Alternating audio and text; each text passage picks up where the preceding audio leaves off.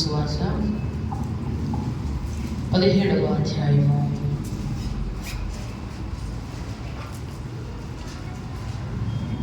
5-6 వచనాలు చదువుతున్నాం. అపోస్తలులు మా విశ్వాసము వృద్ధి పొందించుమని ప్రభుతో చెప్పగా, ప్రభువు మీరు ఆవగించంత విశ్వాసం గలవారైతే ఈ కంబళి చెట్టును చూచి నీవు వేళ్లతో కూడా వెల్లగింపబడి సముద్రములో నాటబడుమని చెప్పినప్పుడు అది మీకు లోబడను. యేసు ప్రభువు వద్దకు ఆయన శిష్యులు వచ్చి ప్రభుతో వారు ఒక మాట అడుగుతున్నారు. ఏమనంటే, ప్రభువా మా విశ్వాసము, ఏమడుగుతున్నారు వారు? మా విశ్వాసము వృద్ధి పొందించు, మా విశ్వాసాన్ని వృద్ధి పొందించు. అంటే మేము విశ్వాసం కలిగి ఉన్నాము, ఈ విశ్వాసాన్ని ఇంకా అధికంగా వృద్ధి పొందించుము అని వారు అడిగినప్పుడు దేవుడు వారితో ఏమంటున్నాడంటే, మీరు ఆవగింజంత విశ్వాసము గలవారైతే ఈ కంబళి చెట్టును చూచి నీవు వేళ్లతో కూడా పెళ్ళగింపబడి సముద్రములో నాటబడమని చెప్పినప్పుడు అది మీకు లోబడను. ఆవగింజంత విశ్వాసం మీరు గలవారైతే, మా విశ్వాసాన్ని వృద్ధి పొందించమని వారు అడిగినప్పుడు వారితో ఆవగింజ, భూమి మీద ఉన్నటువంటి కూర ముక్కలన్నిటిలో కూడా అది చిన్న విత్తనమైనటువంటి ఆవగింజ, బహు చిన్న విత్తనం. ఆ చిన్న విత్తనమైనటువంటి ఆవగింజతో అంత విశ్వాసం మీరు కలవారైతే, మీరు ఈ కంబళి చెట్టును చూచి దానిని వేళ్లతో సహా పెళ్ళగింపబడి సముద్రంలో నాటబడమని చెప్పినప్పుడు అది మీకు లోబడను. ఆవగింజంత విశ్వాసం అంటే, ఆవగింజంత విశ్వాసం అనగా సరి అయిన విశ్వాసం. సరి అయిన విశ్వాసం నీకు ఉన్నట్లయితే, నీలో విశ్వాసం ఉంది, అది ఏ విశ్వాసం అంటే ఎందుకు పనికిరాని విశ్వాసం. నేను విశ్వాసని అని చెప్పుకుంటున్నాను, కానీ నీలో అవసరానికి, దేవుడి కార్యాలను జరిగించడానికి, దేవుని వాక్యములకు ఆధారముతో కూడినటువంటి విశ్వాసం నీలో లేదు. వాక్యమును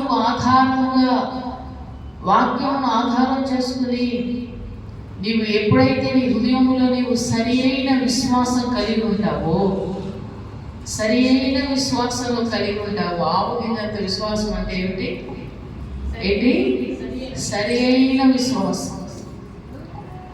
సరి అయిన విశ్వాసంలో కలిగి ఉంటే కంబళి చెట్టును చూచి వేళ్లతో సహా పెళ్ళగించబడి సముద్రంలో నాటబడమని చెప్పినప్పుడు అది అలానే పడుతుంది. నీలో విశ్వాసం అనేది సరిగా ఉన్నప్పుడు, సరైన విశ్వాసం ఉన్నప్పుడు, ఈ కంబళి చెట్టు ఇది పాలస్తీనాలో 15 అడుగుల వరకు ఎత్తు పెరుగుతుంది. 15 అడుగుల వరకు ఎత్తు పెరిగే ఈ చెట్టు, దాని వేళ్ళు ఎంత ఎత్తు పెరుగుతుందో అంతకు కొన్ని రెట్లు దాని వేళ్ళు లోపల నాటుకుని విస్తరిస్తాయి. ఎంత ఎత్తు అయితే ఉంటుందో దానికన్నా కొన్ని రెట్లు ఎక్కువగా దాని యొక్క వేర్లు లోపల నాటబడి ఉంటాయి. ఎన్ని వందల సంవత్సరాలైనా ఆ చెట్టును నరకడం తప్పితే దాన్ని పూర్తిగా తొలగించలేదు. కారణం ఏంటంటే మొత్తము చెట్టు మొత్తాన్ని తీయగలరేమో, కానీ దాని వేరు ఎక్కడైనా కొంచెం అయినా ఉంటే అక్కడ నుండి మళ్ళా మొక్క వస్తుంది. అటువంటి స్వభావం కలిగినటువంటి కంబళి చెట్టు అయినను, అటువంటి స్వభావం కలిగిన కంబళి చెట్టు అయినను వేళ్లతో సహా పెళ్ళగించబడమని నీవు పలికినప్పుడు అదేమవుతుందంట? వేళ్లతో సహా పెళ్ళగించబడుతుంది. వేళ్లతో సహా పెళ్ళగించబడుతుంది. ఎంత లోతుకు నాటికపోయినా, ఎంత లోతుకు దాని యొక్క వేళ్ళు ఎంత దూరం వెళ్ళాలో అసలే ఒక సమస్య అనుకుంటే దానికి మించిన విధంగా దాని వేళ్ళు దాన్ని తీర్చే దాని కొరకు ఇంకొక చోట, దాన్ని తీర్చే దాని కొరకు మరొక చోట ఆ వేళ్ళు ఎక్కడ దాకా వెళ్ళిపోయినాయి అంటే చాలా లోతుగా వెళ్ళిపోయినాయి. ఎప్పటికీ కూడా తీర్చడం అసాధ్యము, ఎప్పటికీ కూడా దీన్ని బాగు చేయటం అసాధ్యము, ఎప్పటికీ కూడా ఒక చోట రోగం తగ్గుతుంది, ఈ నొప్పి తగ్గింది అనుకుంటే మరొక చోట నొప్పి వస్తాం. ఇక్కడ బాగానే ఉన్నాము, ఇప్పుడు బాగున్నాము అనుకుంటే వేరొక రూపంలో ఏదో ఒక రూపంలో మళ్ళా సమస్య వస్తానే ఉన్నది. ఇటువంటి పరిస్థితులన్నిటినీ కూడా దాటించడానికి, ఇటువంటి పరిస్థితులన్నిటినీ కూడా పెళ్ళగించడానికి, పూర్తిగా వేళ్లతో సహా దాన్ని పూర్తిగా పెళ్ళగించడానికి నీకేం కావాలి?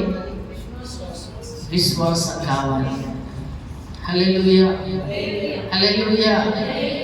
సరి అయినటువంటి విశ్వాసం, సరి అయినటువంటి విశ్వాసం మనకు కావాలి.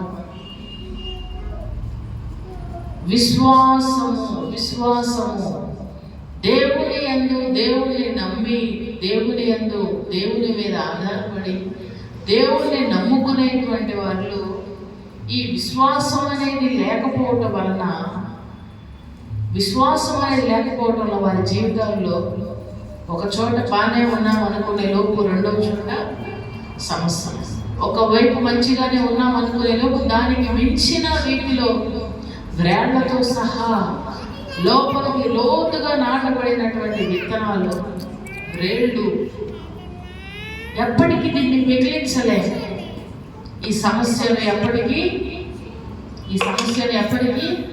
మిగిలించలే. ఈ సమస్యను ఎప్పటికీ నేను దీని నుండి బయటపడలేను. ఎన్ని ప్రయత్నాలు చేసినా, ఎంతగా నేను ప్రయత్నించినా, ఎన్ని చేసినా అసాధ్యము అనుకునేటువంటివి ఎక్కడో చోట, ఏదో ఒక చోట నీకు తలనొప్పిగా మారే కార్యాలు ఏవైనాను సరే నీలో ఉన్న విశ్వాసం ద్వారా సమస్తము పెళ్ళగించబడుతుంది. హల్లెలూయా, హల్లెలూయా. నీలో ఉన్న విశ్వాసము, నీలో ఉన్న విశ్వాసము ద్వారా సమస్తము పెళ్ళగించబడుతుందంట. చూడండి మత్తయి సువార్తలో 19వ అధ్యాయం, మత్తయి సువార్త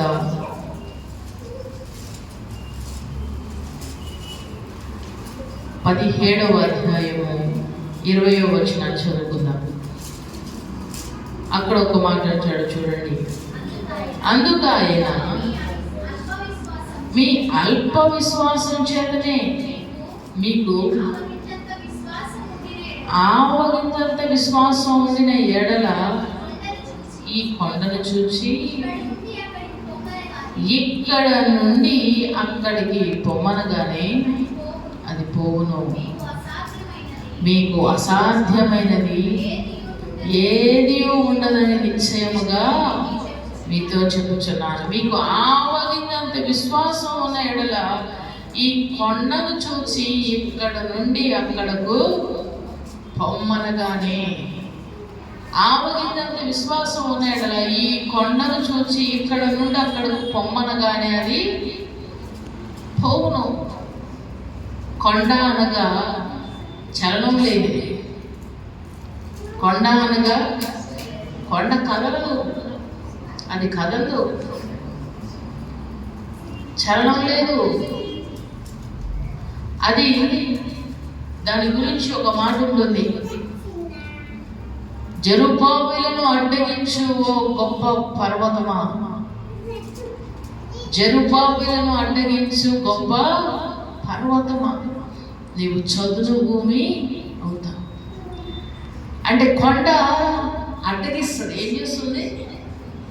అడ్డగిస్తున్నది. ఆధ్యాత్మికంగా నువ్వు దేవుడిలోకి ముందుకు రాకుండా, దేవుడిలో నీవు ముందుకు రాకుండా ప్రతి కార్యంలో కూడా నిన్ను అడ్డగించి ఈ కొండ దేవుళ్ళో బలపడదాం అనుకుంటావు, ప్రార్థన చేద్దాం అనుకుంటావు, నమ్మకంగా ఉండాలి అనుకుంటావు. దేవుడిని ఎడల ఆయన కలిగి ఉన్నటువంటి సంకల్పం నెరవేర్చబడకుండా నిన్ను అడ్డగించేటువంటి కొండ ప్రతి విషయంలో కూడా అడ్డగిస్తూ అన్నిటికీ కూడా ఆటంకాలు కలగజేసేటువంటి కొండ. దాన్ని ఏమనాలంటే, దాన్ని చూసినప్పుడు ఇక్కడ నుండి అక్కడికి పొమ్మనగానే అది పోవును. ఇక్కడ నుండి అక్కడికి పొమ్మనగానే పోవును. ఇర్మియా గ్రంథంలో ఒక మాట ఉంటుంది, అది నాశనము చేయునది ఓ పర్వతమా, నాశనము చేయుగాన పర్వతము కొండ అనగా అపవాది అధికారం, సాతాను యొక్క అధికారం, సాతాను యొక్క ఏలుబడిలో, సాతాను యొక్క అధికారంలో ఉండి ప్రతి దానికి కూడా నిన్ను అడ్డగిస్తూ, ప్రతి దానికి నీకు ఆటంకాన్ని కలుగజేస్తూ, ప్రతి దానికి కూడా నిన్ను దేవునిలో ఎడగనీయకుండా చేస్తూ, నీకు అడ్డుగా ఉండి నీకు ఆటంకాలు కలుగజేస్తూ నేను నాశనమునకు నడిపించేటువంటి కొండను చూసి నీవు పొమ్మని చెప్పాలట. ఏమని చెప్పాలి? పొమ్మని చెప్పాలి. అపవాదిని వాడి అధికారము మన మీద లేకున్నట్లుగా చూడండి, ఒక ఇంటిలో అధికారం అనగా ఈ లోకమంతయు ఎవరి చేతిలో ఉన్నది? ఎవరి చేతిలో ఉన్నది చెప్పండి? సాతాను చేతిలో ఉన్నది. ఈ లోకమంతయు దుష్టుని అధికారం అందున్నది. ఈ లోకంలో రెండు రాజ్యాలు ఉన్నాయి. ఒక రాజ్యం సాతాను రాజ్యం, మరొక రాజ్యము దేవుని రాజ్యం.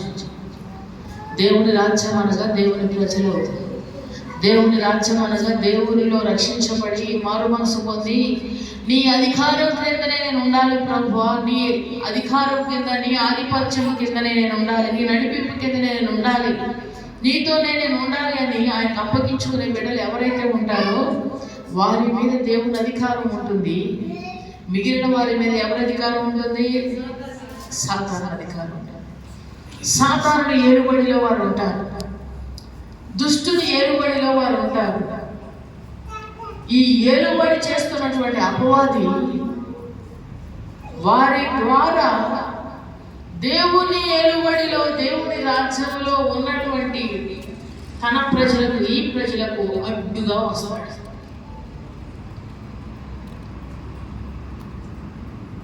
ప్రమాదాలు జరిగిస్తూ ఉంటాడు.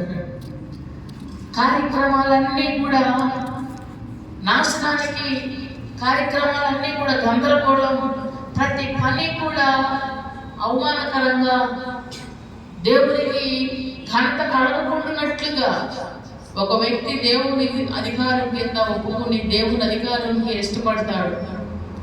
ఆ వ్యక్తి ప్రక్కనే ఉండే మరొక వ్యక్తి సాతాను అధికారంలో ఉంటాడు. ఈ సాతాను అధికారంలో ఉన్నటువంటి ఆ వ్యక్తి ద్వారా వాడు తన అధికారాన్ని, తన పెద్దనాన్ని, తన కార్యాలు చేయడానికి వాడు ముందుకు వస్తాడు. ప్రతిసారి ఆటంకం కలిగిస్తానే ఉంటాడు. ఎంతగా దేవునిలో ఎంతగా దేవునిలో ఎదుగుదాం అనుకుంటావు అంతగా నీకు ఆటంకము కలిగిస్తూనే ఉంటాడు. అప్పుడు నువ్వు చేయవలసింది ఏమి తెలుసా? అప్పుడు నువ్వేం చేయాలి? ఎక్కడ నుండి అక్కడకు పోమని చెప్పాలి. ఎక్కడకు? వాడి అధికారంలో ఉన్న ప్రజలు, ఈ లోకంలో ఉన్న ప్రజలు, ఎవరినైతే వాడు పరిపాలిస్తున్నాడో అక్కడికే పొమ్మని చెప్పాలి. నీ ఆధిపత్యం నా ఇంటి మీద కాదు, నీ ఆధిపత్యం నా మీద కాదు, నీ కార్యములను ఆటంకపరిచేటువంటి నీ స్వభావం, నీ క్రియలు నా బిడ్డల మీద కాదు. ఇక్కడ నుండి పొమ్మని దానికి మనం ఏం చేయాలి? చెప్పాలి. హల్లెలూయా. అపవాది గురించి రాకుండా వరకు మన వాయుమండల సంబంధమైన అధిపతి, వాయుమండలంలో ఎన్నో కోట్ల ఏమున్నాయి చెప్పండి? అపవాది సమూహాలు. ప్రపంచం అంతా చూస్తే 800 కోట్లు ఉంటారేమో. మనం ఇన్ని కోట్లున్నా అపవాది సమూహం కొన్ని లక్షల కోట్లు. ఒక్క మనిషికే ఒక సేనాదయం పడితే ఎన్ని దెయ్యాలు? సేనాలుగా వ్యూహం అనగా 6,000 మంది యోధులు. ఒక్క మనిషికి ఎన్ని దెయ్యాలు? 6,000 దెయ్యాలు. పందుల్లోకి 2,000 పందులు చచ్చిపోయాయి కనుక 2,000 అనుకోండి, 2,000 కాదు, 6,000 సేన అనగా 6,000. ఒక్క మనిషి నా ఎన్ని దెయ్యాలు పడ్డాయి? 6,000 దెయ్యాలు. వాయుమండల సంబంధమైన అధిపతి వాడి సమూహం, వాడి అధికారాన్ని చూపిస్తూ మనకి ఎప్పుడు అడ్డుగా వస్తాడు. ఇటువంటి ఈ కొండ, చలనం లేని ఈ కొండ, కదలని కొండ, మన దారిలో అడ్డుగా ఉన్న ఈ కొండ, దీనిని మనం చూసి ఏమనాలట? ఎక్కడ నుండి పొమ్మని చెప్పాలి. దేవుని మార్గంలో నువ్వు నడవకుండా, దేవుని మాటలు నువ్వు వినకుండా, దేవునికి ఇష్టమైన రీతిలో నడవకుండా, సిగరెట్ తాగించేది ఉదయం, మాట వినకుండా చేసేది మరొకటి, ఒక్కరిగా మాట్లాడించేది ఒకది, ప్రతిదీ వచ్చినట్లే మాట్లాడేది, ఎవరెవరిలో ఎప్పుడు ఏ సమయంలో ఏ రీతిగా ప్రవేశించి తన ఏలుబడిలోకి తెచ్చుకుంటున్నాడు, తన అధికారంలోకి తెచ్చుకుంటున్నాడు. యేసు ప్రభుతోనే ఉన్నాడు, కానీ వాడు ఎవరి అధికారంలో ఉన్నాడు? సాతాను వాణిలో ప్రవేశించాడు. యేసు ప్రభుతోనే ఉన్నాడు, మన ప్రక్కనే ఉంటాడు. వాడి ద్వారా ఒక ఇంటిలో భార్య భర్తలు ఉంటే, భార్య దేవునికి ఇష్టమైన దేవుని అధికారానికి లోబడే వ్యక్తి అయితే, భర్త దేవునికి అధికారానికి లోబడిన వ్యక్తి అయితే, ఆ వ్యక్తిని వాడుకొని, సాతాను ఏలుబడిలో ఉన్న ఆ వ్యక్తిని వాడుకొని కుటుంబంలో వాడి ఆధిపత్యాన్ని చలాయిస్తూ ఉంటాడు. అప్పుడు నువ్వు పలకాల్సిన మాట ఏంటి తెలుసా? నువ్వు పలకాల్సిన మాట ఏంటి? ఇక్కడ నుండి, నా ఇంటిలో నుండి ఎక్కడకు? సముద్రం అనగా లోకం. భక్తిహీనులు కదులుచున్న సముద్రం వంటివారు. భక్తిహీనులు కదులుచున్న సముద్రం వంటివారు. భక్తిహీనులు ఎవరైతే ఉన్నారో, వాడిని ఆరాధించి, వాడిని పూజించి, వాడి అధికారం కింద ఎవరైతే ఉన్నారో అక్కడకు పొమ్మని వాడిని మనం గర్దించాలి. హల్లెలూయా, హల్లెలూయా. నా బిడ్డల దగ్గర నుండి, నా భర్త దగ్గర నుండి, నా ఇంటిలో నుండి ఈ కొండను చూసి మీరేమని చెప్పాలి? ఎక్కడ నుండి అక్కడకు పొమ్మనగానే పోవును. మీకు అసాధ్యమైనది ఏది ఉండదు. మీకు అసాధ్యమైనది ఏది కూడా. అందుకని అంటే కొండలను సైతం పెకలింపగలిగిన విశ్వాసం. కొండలను సహితం నీకు ఆటంకముగా ఉన్న వాటిని ప్రతిలాడకూడదు. ప్రతిలాడటం కాదు, దుష్టుని చేతిలో ఎవరు కూడా చిక్కబడకుండానట్లుగా ప్రభు యొక్క అధికారంలోనికి రావడానికి ప్రతి వ్యక్తి కూడా దేవుని అధికారానికి ఒప్పుకోవాలి. నా ఆలోచన కాదయ్యా, నా తెలివి కాదు, నా జ్ఞానం కాదు, నేను అనుకున్నట్లు కాదు, నీ అధికారాన్ని నేను ఒప్పుకుంటున్నాను. లోపల కూర్చున్న వారు దేవుని అధికారానికి ఒప్పుకున్నవారే. డ్రైవింగ్ చేసేవాడు సాతాను అధికారంలో ఉన్నాడు. అప్పుడు ఏం జరుగుతుంది తెలుసా? యాక్సిడెంట్లు జరుగుతాయి, ప్రమాదాలు జరుగుతాయి. వచ్చిన వారు మంచివారే, వచ్చిన వారు దేవుని అధికారంలో ఉన్నవారే. మైకి పెట్టేవారు ఎవరు అధికారంలో ఉన్నారు తెలుసా? ఎవరి అధికారంలో?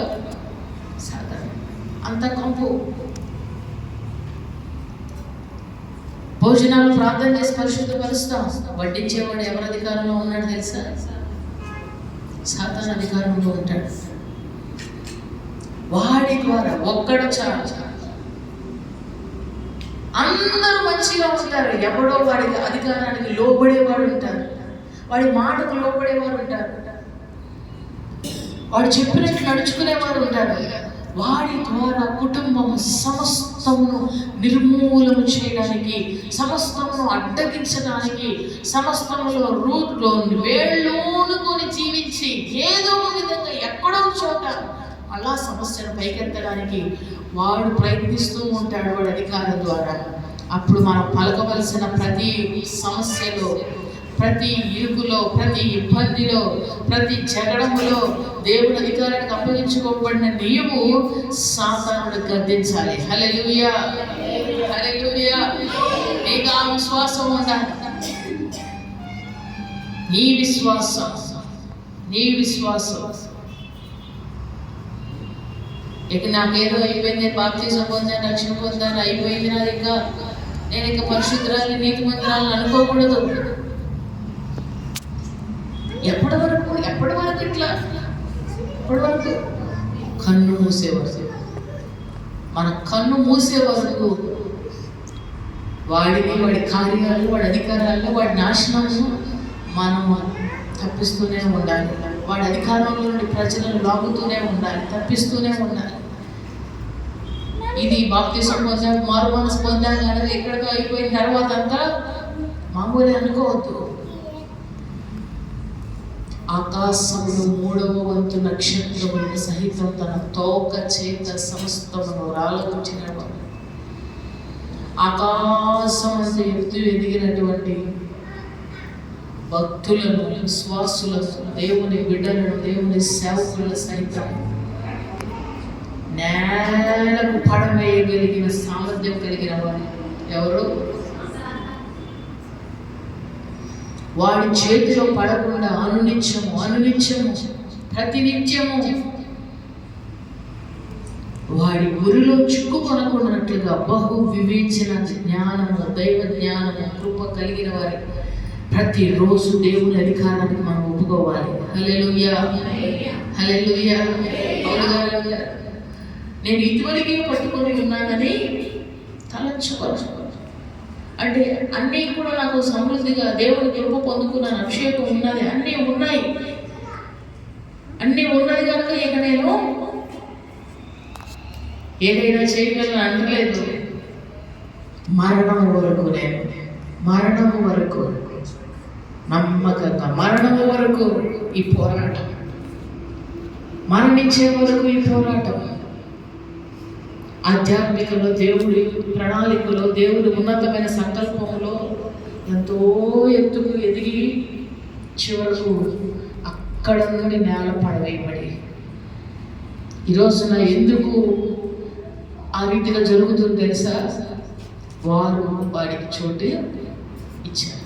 ఏదో ఒక విషయం, ఏదో ఒక ఆలోచనలు, ఏదో ఒక తలంపులు వాడి ప్రక్క వారి ద్వారా, వారితో ఉన్న వారి ద్వారా ఆటంకాలు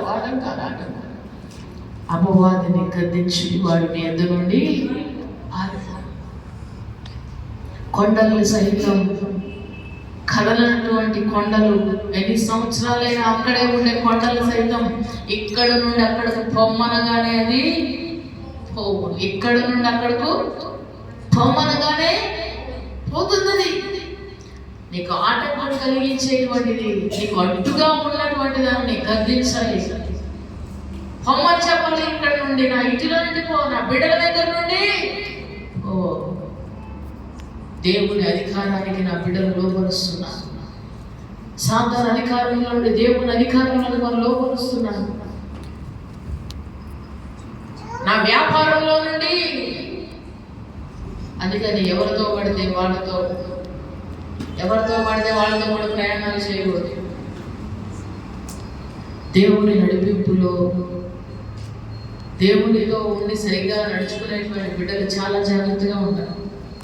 వారి ప్రయాణాలైనా, వారి ఎవరితో కలిసి నడుస్తున్నారు, ఎవరితో కలిసి పనిచేస్తున్నారు, ఎవరితో కలిసి జీవిస్తున్నారు. ఎందుకు తెలుసా? నీవు దేవుని అధికారం కింద ఉన్నావు, కానీ నీ ప్రక్కన ఉన్నవారు దుష్టుని అధికారంలో ఉన్నారు. వారి ద్వారా నీకు సమస్య, వారి ద్వారా నీకు ఆటంకం కలుగుతుంది, వారి ద్వారా నీకు ఇబ్బంది కలుగుతుంది, వారి ద్వారా వారితోనే కలిసి ఉండాలి. దేవునికి స్తోత్రం. హల్లెలూయా, హల్లెలూయా. వాడి అధికారంలోనికి ఎంతటి వారైనను, ఆకాశం అంత ఎత్తుకు ఎదిగిన వారినైనను నేలను పడి ప్రతి విషయంలో అంటున్నారు. నేను గమనిస్తాను చాలాసార్లు. నేను ఏదైనా అనుకున్నానంటే ఖచ్చితంగా ఆటంకం వస్తుంది. వాడి కుయుక్తులను గుర్తిరిగి కొన్నిసార్లు నేను బహు జ్ఞానం వివేచనతో ముందుకెళ్ళిపోతూ ఉంటాను, ప్రార్థన చేసుకుని వాడిని గద్దించి. కొన్నిసార్లు నేను కూడా గమనించలేని స్థితిలో వాడు కుయుక్తిలో పడిపోయిన సందర్భాలు చాలా ఉన్నాయి. అది తర్వాత ప్రార్థనలో ఉండగా అపవాది అడ్డగించిన కార్యం అని తెలిసినప్పుడు, అక్కడ ఎంతగా దేవుని పని ఆటంకపరచబడిందో అది జ్ఞాపకం చేసుకున్నప్పుడు, ఎంత నష్టం కలిగిందో జ్ఞాపకం చేసుకున్నప్పుడు చాలా బాధ కలుగుతుంది. అందుకని నేను ఎప్పుడూ కూడా ప్రార్థించేవారైనా, ప్రయాణం చేసేవారైనా, ఎవరైనా వారిలోనే ఉండాలి. అందరికీ దేవుని అధికారానికి లోపరచాలి. దేవుని చేతికి వారిని అప్పగించేయాలి. మనమేమో ప్రార్థన పూర్వకంగా ఉంటామో, సిద్ధపడతాము, ఎంతో నడిపింపుతో మనం వెళతాము. అక్కడ ఉండేటువంటి వాడు, లేకపోతే మనతో కూడా ఉండేవారు, అక్కడ మనకు పరిచయం చేసేవారు, వారు సరైన వారు కానప్పుడు వారు చేసే కార్యాల వలన అక్కడ చాలా గందరగోళం జరుగుతుంది. దేవుని పని అంతా కూడా ఆక్షేపడుతుంది. వాడికి ఎక్కడైతే ఏమీ కాదు అక్కడ ఏం చేయదు. ఏ మనిషి ద్వారా, లేకపోతే ఏ ప్రార్థన ద్వారా, ఏ సభ ద్వారా, ఏ కూడిక ద్వారా వాడికి ఆటంకం కలుగుతుంది అనుకుంటే అర్థమవుతుందా? నాకు ఇక్కడ ఎన్ని మీటింగ్లు జరిగినా నాకేం పెద్దగా నష్టమేం రాదు. నా రాజ్యానికి అనుకున్నప్పుడు వాడేమో ఎన్ని మీటింగ్లలో పెట్టుకోనండి, ఎన్ని వాక్యాలైనా చెప్పండి, ఏమైనా చెప్పండి, నా రాజ్యానికి ఏ మాత్రం ఆటంకమో లేదు, అందరు నా అధికారంలోనే ఉన్నారు అనుకున్నప్పుడు వాడేం చేయడు. కానీ అలా నా వ్యక్తి ద్వారా నా రాజ్యానికి దెబ్బ తగులుతుంది అనుకున్నప్పుడు వాడు వస్తాడు. ఎందుకు వస్తాడు తెలుసా? ఆటంకం కలిగించాలి, అడ్డుగా ఉండడానికి వస్తాడు. వేళ్లతో సహా పెళ్ళగించబడి సముద్రంలో పడవేయబడాలని చెప్పాలంట. హల్లెలూయా, హల్లెలూయా.